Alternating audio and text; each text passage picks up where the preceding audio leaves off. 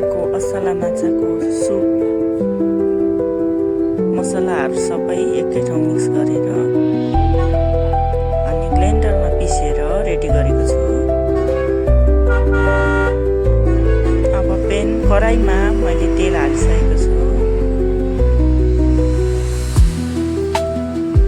अनि यसमा जिरा, दालचिनी, सुकेको खुर्सानी, तेजपत्ता हालेर एकैचोटि खर्याउने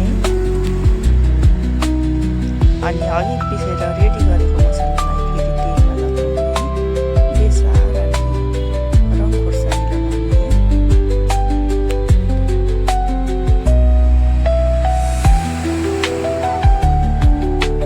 नुन लगाउने आफ्नो स्वाद अनुसारको,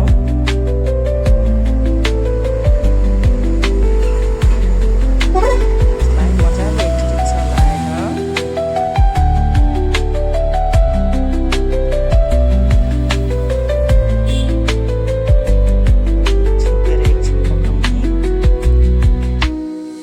पाकिसकेपछि यसमा सुप लगाउने तातो पानी,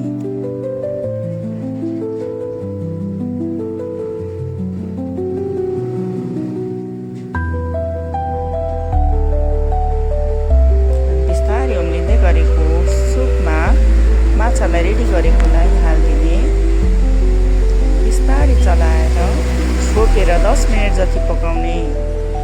हाम्रो माछा चाहिँ पाकेर रेडी भइसकेको छ।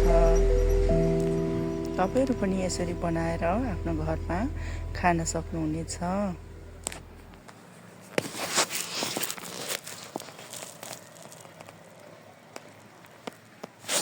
यो रेसिपी कस्तो लाग्यो कमेन्ट गर्न नबिर्सिनु होला। धन्यवाद।